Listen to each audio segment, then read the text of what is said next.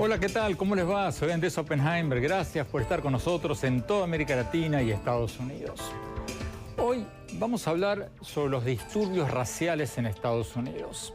Y lo vamos a hacer como siempre tratamos de hacerlo, con una figura clave para tratar de entender lo que está pasando. Martin Luther King III, el hijo mayor del reverendo Martin Luther King y uno de los principales guardianes de su legado. En las últimas semanas hemos visto protestas, a veces violentas, en Baltimore, en Ferguson y varias otras comunidades en Estados Unidos, casi siempre motivadas por la violencia policial contra jóvenes afroamericanos. Pero la gran pregunta es si esos casos son casos de excesos policiales o si estamos ante una escalada del racismo en Estados Unidos. Se lo vamos a preguntar a Martin Luther King III y luego lo vamos a analizar con José Miguel Vivanco, director para las Américas de la Organización de Derechos Humanos Human Rights Watch, que nos va a acompañar desde Washington. Y en nuestros estudios, Beatriz Rangel, ex ministra de la Secretaría de la Presidencia de Venezuela y analista política internacional. Bueno, vamos directamente a la entrevista con Martin Luther King III, el hijo mayor del reverendo Martin Luther King. Veamos lo que nos dijo.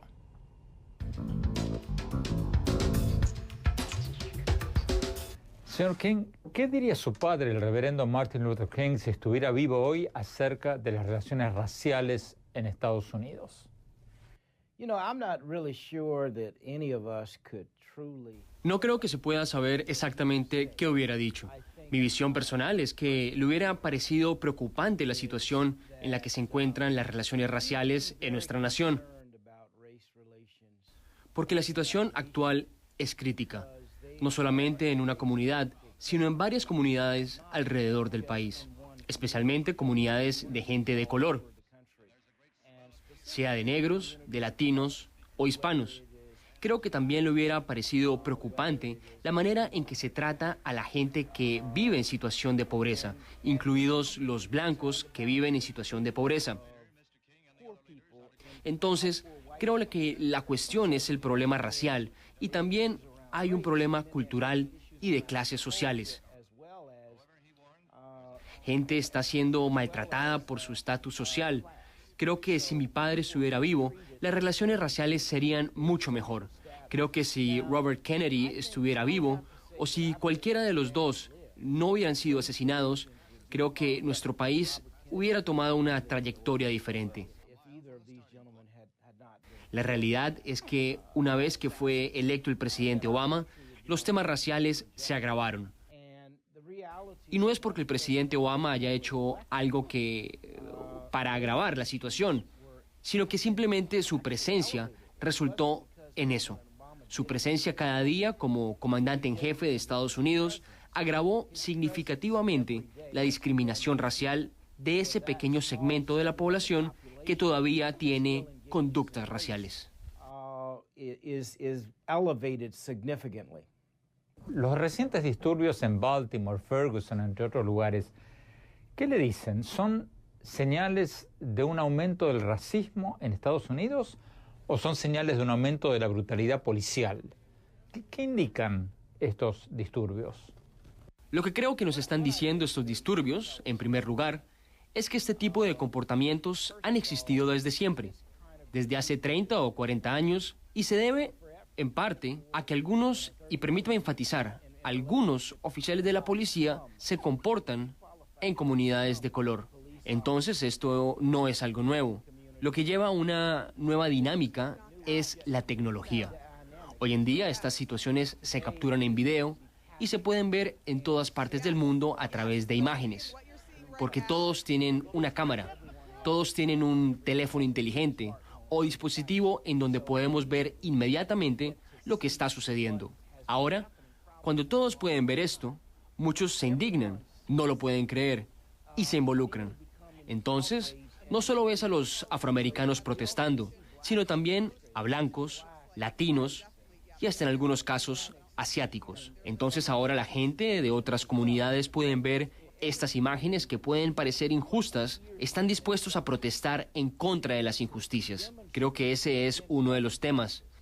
Pero el tema más importante es que la gente en las comunidades de todo Estados Unidos, y particularmente en las comunidades de color, no tiene oportunidades. Es difícil acceder a la educación, no se consiguen trabajos, no hay entrenamiento laboral, no funciona adecuadamente el sistema de salud, no funciona adecuadamente el sistema de otorgamiento de viviendas. Estos son temas preocupantes. Si escuchamos lo que dicen los jóvenes en Baltimore, decían que estamos viviendo en edificios infestados con ratas e insectos. Esos edificios tienen dueños. ¿Cómo puede ser que el gobierno no haya intervenido aún para regular las condiciones en las que viven estas personas? Para cuanto menos no haya ratas y cucarachas viviendo en los mismos apartamentos en que vive esta gente. Entonces, cuando uno suma todos estos temas, puede ver que no solamente sucede en Baltimore, sino que también sucede en varias comunidades alrededor del país. Entonces, interviene la policía y muchas veces se enojan y se enfocan sobre cierta gente.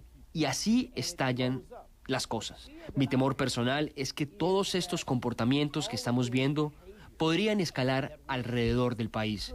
Mi padre lo ha dicho muy bien, la violencia es el lenguaje del que no está siendo escuchado. Cuando creemos oportunidades y opciones, la violencia disminuirá. Pero mientras estemos ignorando a grupos de personas, y realmente eso es lo que estamos haciendo, vamos a seguir teniendo problemas significativos. ¿Qué deberíamos hacer? ¿Qué debería hacer la sociedad para dejar de ignorar a estas comunidades? ¿Cuáles deberían ser los primeros pasos hacia eso? Creo que una de las cosas que tiene que pasar es que tenemos que empezar a tener un diálogo verdadero, en un principio, en torno del tema de la policía. Pero eso es solamente uno de los temas que hay que tratar. La policía y las comunidades tienen que poder dialogar. Tiene que ser un diálogo en ambas direcciones. En otras palabras, la policía no puede simplemente entrar y dictaminar unilateralmente lo que hay que hacer. Y las comunidades tampoco pueden quedarse estancadas en su enojo. Las comunidades deben poder expresar y compartir sus frustraciones abiertamente. Los departamentos de policías deberían escuchar, deberían estar entrenados en temas como universidad y policía comunitaria. Pero no es lo único que debería suceder. Creo que deberíamos encontrar y repartir entre las comunidades los recursos para crear entrenamiento laboral, para que la gente pueda obtener trabajo. Cuando la gente tiene trabajo, puede mantenerse a sí misma y a sus familias, y es menos probable que se involucre en algo ilegal, y no se tienen que preocupar de que aparezca alguien y le robe sus pertenencias. Pero la realidad actual es que en todas estas comunidades se observan las mismas circunstancias. No hay oportunidades. Incluso algunos podrían decir, bueno, hay educación gratuita y cada uno debería ser responsable de obtener su propia educación y levantarse por sus propios medios. Pero es un insulto decirle a una persona que no posee botas que debe levantarse. Por eso es que la sociedad debería intervenir y estar más comprometida en la situación. Señor King, usted ha mencionado que la presencia de Obama, digo la presencia porque ese es el término que usted usó, la presencia de Obama ha agravado el racismo en algunos sectores de la sociedad. Pero, en líneas generales, ¿usted cree que el racismo en Estados Unidos ha aumentado o disminuido desde que asumió el presidente Obama en el 2008? No sé lo que dicen las encuestas acerca de este tema. Lo que uno siente es que el racismo ha aumentado. Reitero, que no creo que esto sea el resultado de algo que haya hecho el presidente. Creo que el Departamento de Justicia y muchos departamentos de la administración de Obama tienen un trabajo muy difícil. Están realizando un trabajo muy complejo y, repito, difícil. Pero no creo que ellos sean los responsables de que el racismo emerja. Eso tiene más que ver con cómo la gente piensa y ve las cosas. Y el hecho de que un hombre negro esté sentado en la Casa Blanca y sea el comandante en jefe de esta nación, eso produce un enojo tremendo en cierta gente. Creo que el presidente realmente ha hecho todo lo posible por ser inclusivo, por construir vínculos. Pero algunos del otro lado no quieren eso. Y también cuando hay agencias de noticias que están básicamente creando división intencionalmente, Algunos dirían que, bueno, Fox News va en una dirección, MSNBC va en otra dirección, CNN es percibido como neutral y quizás balanceado. Pero la realidad es que nuestras fuentes de información están creando divisiones y están más enfocadas en ganar dinero que en la gente. Entiendo que la meta de las empresas es ganar dinero, pero ¿cómo podemos encontrar un punto medio y construir colectivamente un punto medio? Hay gente que va a decir que todas estas posturas son filosóficas. Muchos de los que aparecen en Fox o MSNBC van a decir que difieren filosóficamente. Pero en algún momento tenemos que encontrar un punto medio que beneficie a las masas para que podamos ir hacia adelante como nación de una manera constructiva.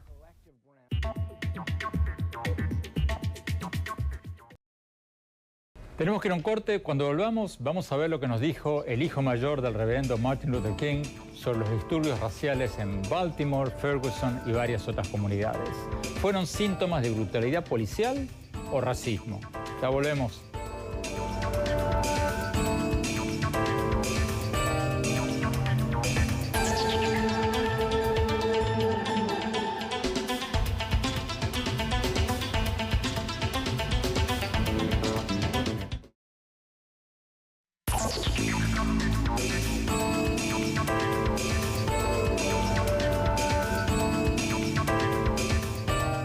Gracias por seguir con nosotros en esta entrevista exclusiva con Martin Luther King III, el hijo mayor del reverendo Martin Luther King, sobre si hay un aumento del racismo en Estados Unidos.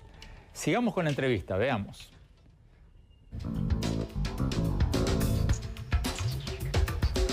Señor Martin Luther King, hablemos específicamente de las recientes protestas en Baltimore y en Ferguson.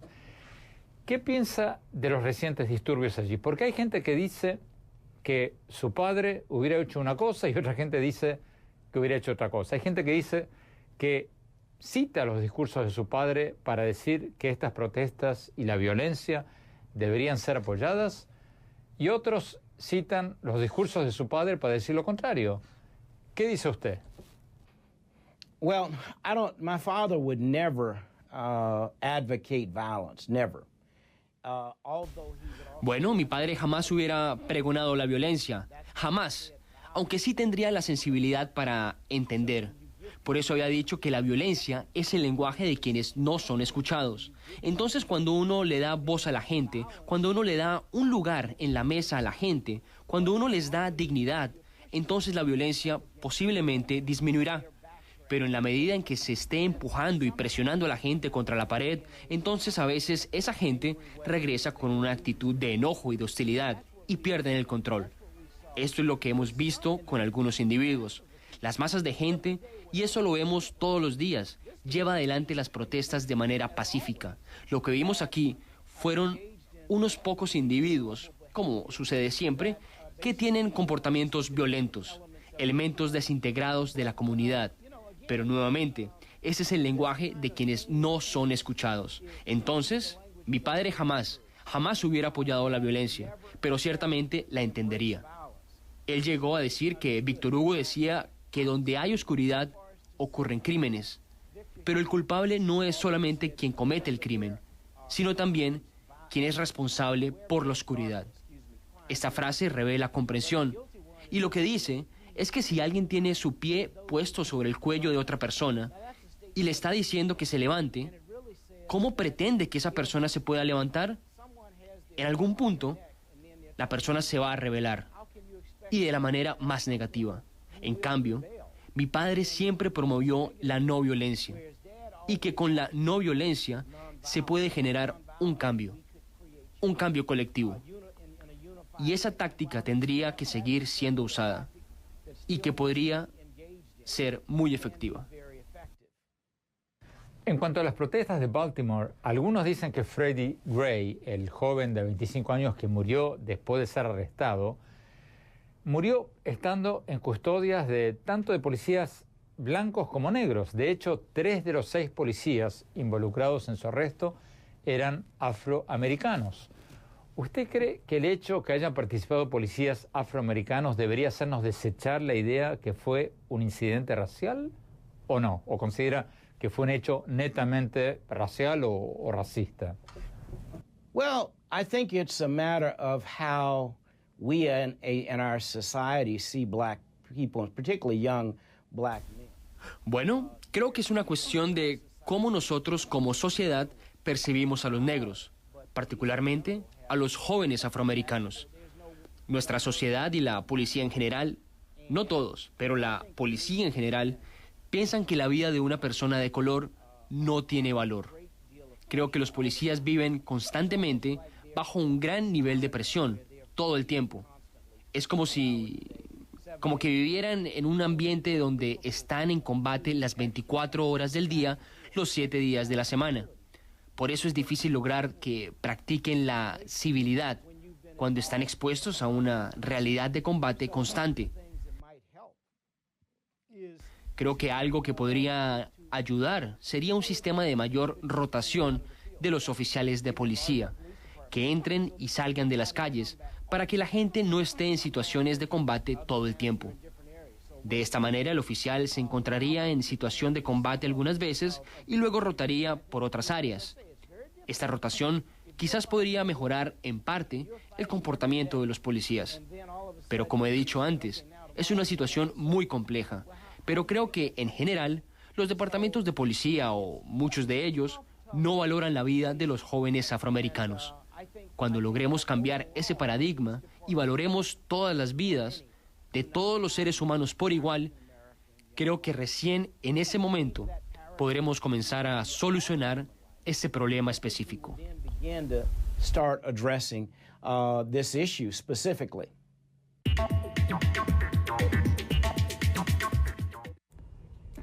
Beatriz Rangel, esto que vimos en Baltimore, ¿es un síntoma del aumento del racismo o es un síntoma del aumento de la brutalidad policial o es un síntoma de una mayor sensibilidad de la gente ante las acciones de la policía? ¿Qué es esto? Yo creo que son dos factores los que intervinieron en esto. Uno, estamos en la era de la transparencia. Es imposible ocultar un acto de violencia hoy en día o un crimen o cualquier acto que se salga de lo que es el cuadro institucional. Y en segundo lugar, yo creo que este país ha estado pasando por una crisis muy profunda que ha afectado los ingresos y sobre todo los ingresos de las capas más vulnerables de la población. Y han perdido fe. Pero Beatriz, ¿por qué vimos esto en el 2015 y no lo vimos en el 2009? Porque Estados Unidos ya salió de la recesión. Salió de la recesión, pero estas cosas siempre pasan con retardo. Es decir, el impacto del 2008 se vino a sentir realmente fue en el 2010. Y ahora es que estamos viendo que la economía sí se está reactivando, pero está creando valor en actividades para las cuales esta gente no está entrenada. Entonces, al carecer de capacidad para crear valor en las nuevas tareas que la economía está premiando, entonces se encuentran en una situación donde los ingresos son demasiado bajos. O sea, no le estamos dando educación y preparación laboral a Exactamente. Hoy en día es muchísimo más importante que los muchachos sepan matemáticas, que aprendan todas las funciones de los programas de Microsoft y que entiendan, sepan leer y escribir bien. Tenemos que ir a un corte y ya volvemos con más de la entrevista con el hijo mayor del reverendo Martin Luther King. Ya volvemos.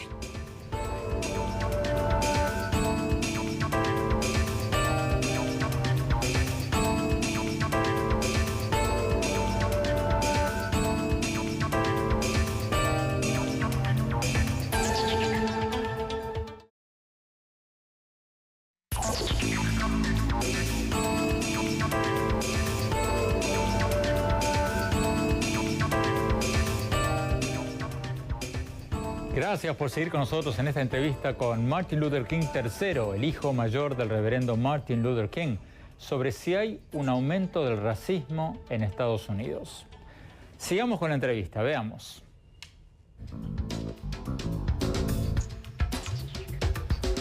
Señor King, usted dijo hace poco que no está bien que pretendamos, como Estados Unidos, practicar y promover la democracia en todo el mundo, cuando sin embargo no la practicamos en nuestro país. ¿Qué quiso decir con eso exactamente? A lo que me refería específicamente es al hecho de que varios estados han aprobado nuevas leyes electorales. Ahora los votantes deberán tener un documento de identidad específico, otorgado por el gobierno. Los votantes siempre han tenido que mostrar algún tipo de documento de identidad al votar, pero ahora deberán tener este nuevo documento específico. Esto implica un costo para las personas, que deberán no solamente pagar por obtener este nuevo documento, sino perder horas de trabajo para poder ir a gestionarlo. Esto genera un perjuicio a las personas que cobran por hora, o gente que no tiene la posibilidad de tomarse el tiempo para ir a gestionar el nuevo documento, o que vive muy lejos. Por eso hay mucha gente a quien se le complica mucho hacer el trámite para este nuevo documento de identidad. Tampoco pareciera necesario tomar esta medida, ya que no se ha sabido de situaciones extremas de fraude electoral. El fraude electoral es mucho menor al 1% en todo el país. Entonces, ¿por qué de pronto crear una ley para evitar el fraude electoral cuando no ha habido fraude electoral?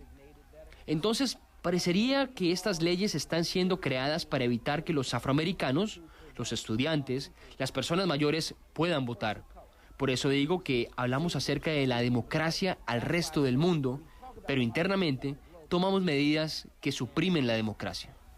Usted también ha dicho que alrededor de 6 millones de hombres afroamericanos no tienen derechos electorales porque son delincuentes convictos. Concretamente, ¿a qué se refería? Así es, y es parte del mismo problema. Si uno ha pagado su deuda con la sociedad, uno sigue siendo un delincuente. Muchos de esos cargos de delincuencia son por drogas o crímenes no violentos. Son crímenes que estas personas se han hecho a sí mismos. Muchos de ellos pagaron su tiempo en la cárcel, pero al salir no les devuelven sus derechos electorales. La ley dice que si uno ha sido delincuente convicto, no puede votar.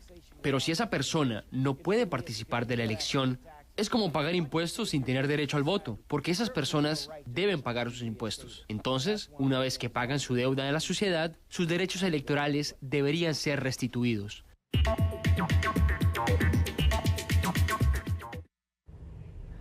Vamos a Washington. José Miguel Vivanco, ¿es justo o injusto que quienes tienen antecedentes criminales no puedan votar?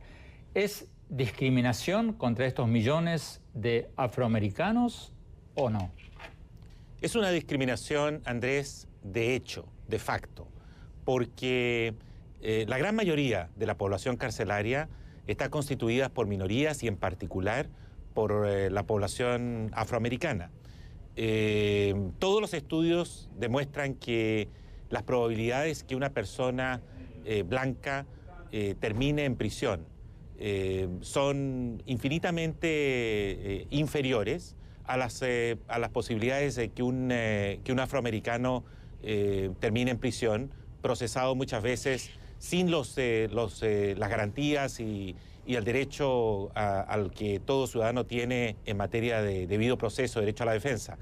Y el hecho de que en la política de Estados Unidos establezca que aquellos que han sido condenados por un delito no puedan luego ejercer sus derechos electorales, sus derechos democráticos, me parece que es una práctica, es una política que incrementa la discriminación y la marginalidad y no estimula, evidentemente, la participación democrática, la participación en el proceso electoral en los Estados Unidos.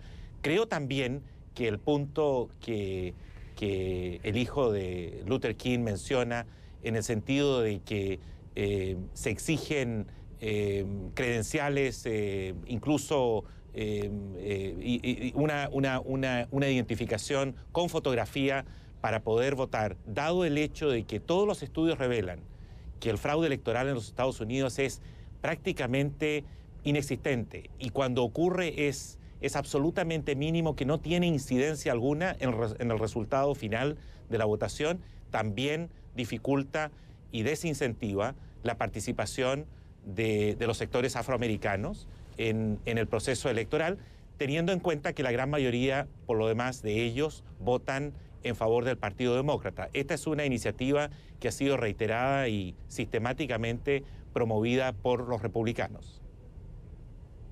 Beatriz Rangel, rápidamente, o sea, ¿son los estados republicanos dentro de Estados Unidos los que implementan estas leyes que son, tú crees, para que no voten los afroamericanos o no? No, yo sí creo que los republicanos, porque han perdido contacto con la realidad, sus simpatías dentro de las minorías han bajado muchísimo y su oferta política realmente luce como fosilizada.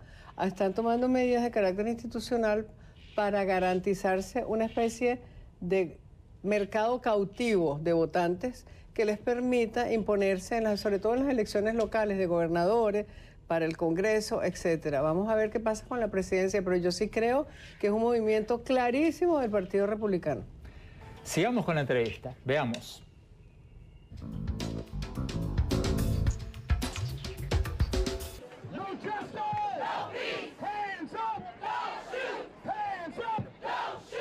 Finalmente, señor King, hablemos acerca de los latinos o los hispanos en Estados Unidos. ¿Usted cree que hay paralelos, hay similitudes entre el racismo contra los afroamericanos y el racismo contra los hispanos en Estados Unidos? Oh, absolutely. I mean, when you look at the... Absolutamente. Cuando observamos la población en las cárceles, la mayoría son afroamericanos, pero el segundo grupo más grande es el grupo de latinos o hispanos. Obviamente ha habido discriminación en contra de los hispanos.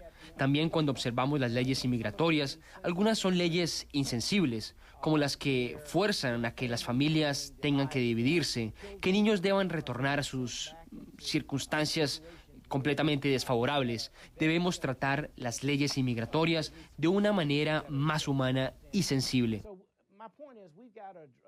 El presidente y otros han tratado de lograrlo, pero el Congreso se ha opuesto. Pero sí, creo que hay discriminación hacia los hispanos. Creo que lo que veremos en los próximos 10 o 20 años, porque la población hispana, la población latina seguirá creciendo, es que empezará a haber un cambio, porque los números están creciendo. Creo que crecerá su participación en los procesos políticos y en la medida que eso pase, cambiará también la dinámica de las cosas.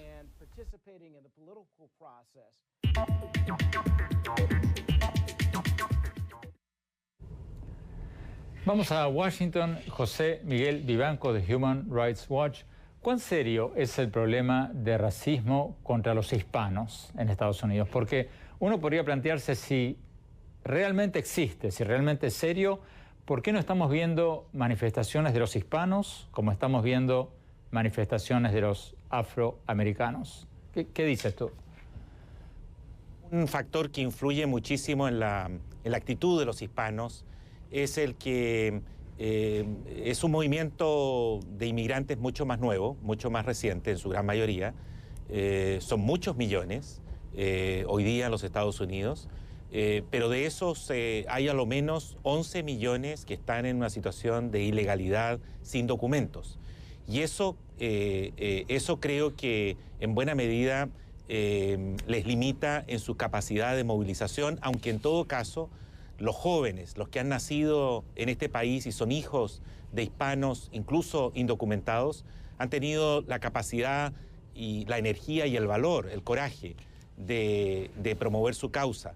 Sin embargo, acá en los Estados Unidos efectivamente existe, yo diría, una discriminación de facto, es un trato desigual hacia aquellos especialmente que están en situación de indocumentados y que refleja una enorme hipocresía de la sociedad americana, porque evidentemente que esos hispanos contribuyen a la economía americana no solo en ámbitos agrícolas, sino también a la construcción y a los servicios. Y eso es un hecho notorio, público, conocido. La presencia de los hispanos sin documentos en ciudades como Chicago, por ejemplo, o en estados como California, o en el mismo Washington, en Maryland, en Virginia, es enorme.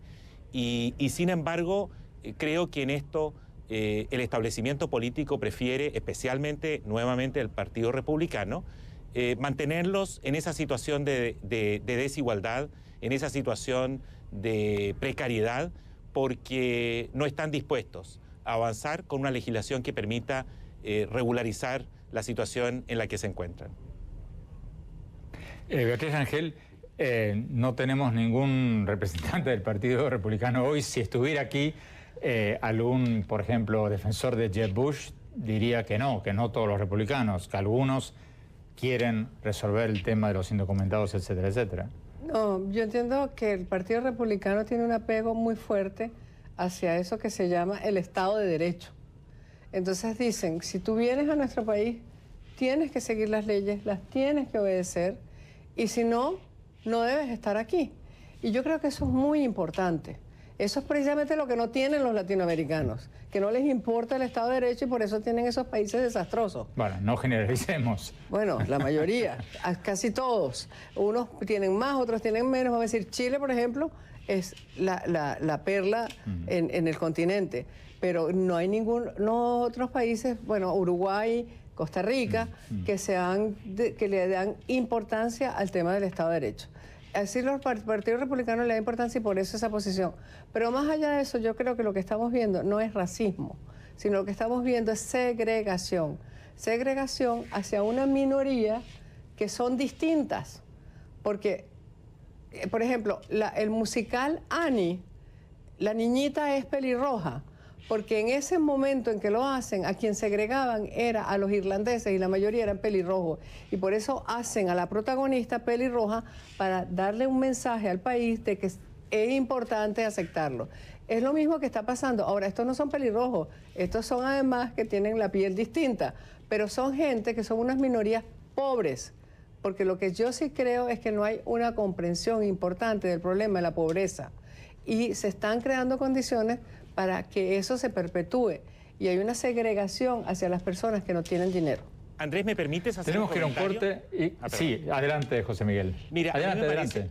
A mí me parece que la diferencia entre sectores políticos que se apegan al Estado de Derecho o no, ya sea en los Estados Unidos o no, me parece que es un sofisma, me parece que eso no corresponde a los hechos. Aquí hay una realidad muy concreta. Hay más de 11 millones de personas indocumentadas que aportan a la economía, que no son criminales, que no tienen antecedentes penales, que han construido familias, que contribuyen a la sociedad en distintos aspectos, que pagan muchas veces todos ellos sus impuestos y que tienen derecho, como cualquier otro, a tener acceso a la educación, a la salud, al trabajo, con protección social, como cualquier otra persona. Y sin embargo, son ciudadanos, ni siquiera lo son, digo, ciudadanos, son personas de tercera o cuarta categoría. Y es allí donde se genera un proceso de discriminación. No creo que tenga que ver con que el Partido Republicano esté apegado a un principio de Estado de Derecho, creo que están más bien alejados respecto de ese principio. Lo que los mueve es el voto. Y como no tienen el voto de las grandes mayorías de latinos en los Estados Unidos, entonces no favorecen ese tipo de políticas. Tenemos que ir a un corte, ya vamos a tener la oportunidad de seguir discutiéndolo. Cuando volvamos, vamos a hablar un poco del tema general del programa del que hablaba el hijo del reverendo Martin Luther King. ¿Hay un aumento del racismo en Estados Unidos o son casos de brutalidad policial? Ya volvemos.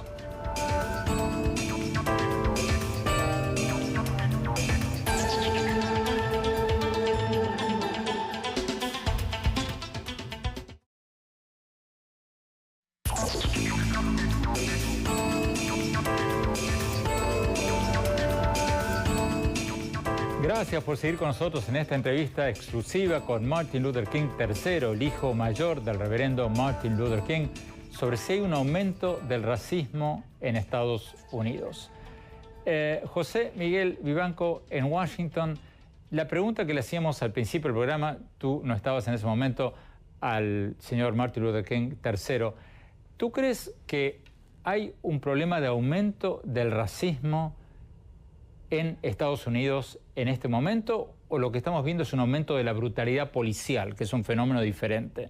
¿Qué es lo que estamos viendo? ¿Qué es lo que te dicen estas imágenes de Baltimore, de Ferguson, de estas ciudades donde hemos visto disturbios últimamente? Andrés, yo creo que todo depende de cómo, en qué contexto se analizan estos hechos. Y si uno compara las prácticas y políticas que persistían en los Estados Unidos en los 60s, en los 70s, evidentemente que este país ha avanzado enormemente. Sin embargo, que quedan vestigios y muy profundos de racismo, eso me parece que no cabe duda, las cifras así lo demuestran. También, como decía Beatriz en el bloque anterior, hay segregación. Y la segregación es, a pesar de que se ha tratado de combatir para unificar, para tratar de comunicar distintos sectores sociales, distintos barrios, en eso creo que el país ha fallado. Y lo que hemos visto en el último tiempo, evidentemente que habla de la brutalidad policial, de los abusos y de la manera como las policías se conducen en el uso de la fuerza cuando se trata de controlar una manifestación, aunque sea pacífica, de afroamericanos o del resto de la población. Y allí hay un tipo de conducta muy distinta. Creo que si tú revisas aquellos sectores sociales donde hay mayor concentración de población afroamericana, los índices de violencia son extremos. En Baltimore, por ejemplo, hay barrios donde los índices de homicidios son más altos que los de Honduras, que son los más altos del mundo. La violencia es muy fuerte y ahí realmente hay prácticamente un abandono por parte del Estado hacia esos sectores. También las posibilidades laborales, la desocupación en los adultos que están en capacidad de trabajar en aquellas zonas donde hay concentración de afroamericanos es mucho más fuerte que en otras zonas del país. La deserción escolar, la destrucción de la familia. Creo que hay muchísimo más por hacer y donde el Estado, no necesariamente la empresa privada, el Estado tiene un rol insustituible para minimizar, para abordar estos problemas que se presentan en los hechos y que les dan muchos menos oportunidades de movilidad social, de progreso a los sectores afroamericanos y también a algunos sectores de hispanos en los Estados Unidos. Beatriz Rangel, ¿cómo se soluciona esto? Ya hay un presidente afroamericano, una secretaria de Justicia, una fiscal general afroamericana, afroamericanos en todos los puestos habidos y por haber. ¿Qué hay que hacer? No, pero yo creo que es que el problema está en las alcaldías. Las alcaldías han sufrido un proceso de debilitamiento de su capital intelectual muy fuerte y también en el nivel de la asignación de recursos. En la medida en que gente de muy bajos ingresos se concentra en un lugar y ahí hay una alcaldía, esa alcaldía tiene muy pocos recursos y no puede competir con las alcaldías donde hay gente que tiene mucho dinero, que paga unos impuestos altos y que puede tener las mejores escuelas. Entonces, ahí es donde tiene que ver, estoy de acuerdo completamente con José Miguel, tiene que intervenir el Estado para balancear. El Estado nacional. El Estado, por lo menos el Estado a nivel de una instancia estadal, superior. Sí.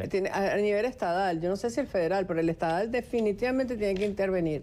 Y entonces colocar en estas los recursos, donde está el déficit de recursos, para formar bien a esa gente y para crearles puestos de trabajo y para prevenir una cosa que es terrible, que es lo que está afectando más a esa minoría. El índice de embarazos precoces es el doble en el caso de los afroamericanos y es casi, y es 1.5 más que en los blancos en el caso de los hispanos. Entonces, eso es terrible porque esas niñas no se han formado y traen niños, no lo saben formar y entonces perpetúan el círculo de la pobreza y crean condiciones para la violencia. En 30 segundos nos quedan, Beatriz. ¿Tú eres optimista de que se está haciendo algo para solucionar esto? ¿O no? Sí, yo creo que ha habido un movimiento muy importante en muchísimas las alcaldías y que la última reunión que hubo de los alcaldes de Estados Unidos, ese fue el tema social y que los correctivos los están pensando, quizás no lo han implementado, pero vienen en camino. Y eso trasciende a demócratas y republicanos. Es un movimiento comunitario. Beatriz Rangel, José Miguel Vivanco, muchísimas gracias. Vamos a un corte rápido y mi opinión sobre si hay un aumento del racismo en Estados Unidos. Ya volvemos.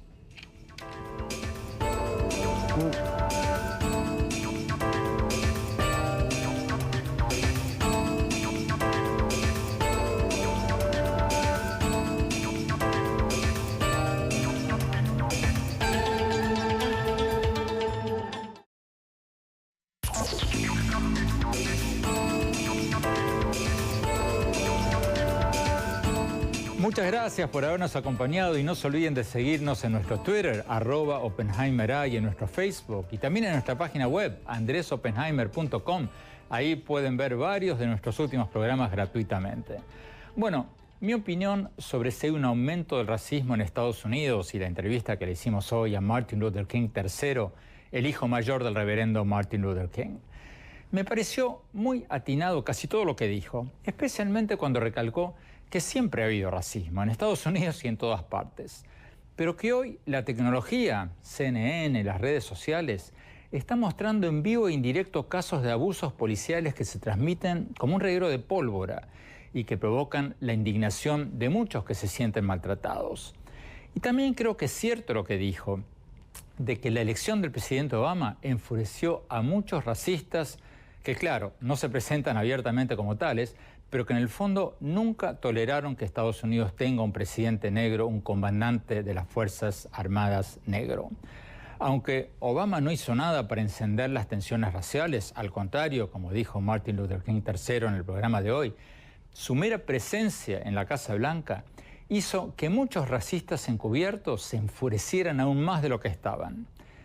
Y finalmente, también es cierto otra cosa que dijo King en el programa de hoy, en el sentido de que además del tema racial hay un tema de pobreza, del que son víctimas no solo los afroamericanos, sino también blancos e hispanos que viven en comunidades postergadas.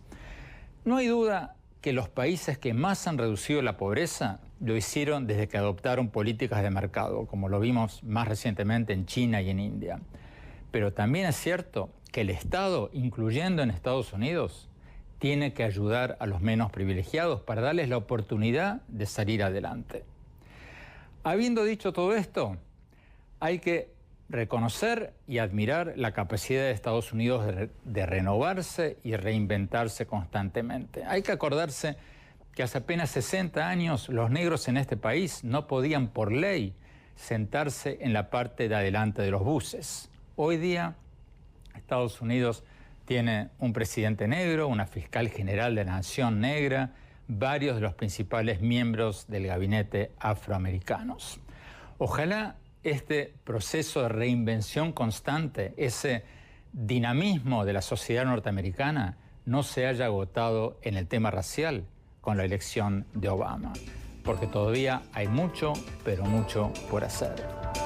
Gracias, hasta la semana próxima.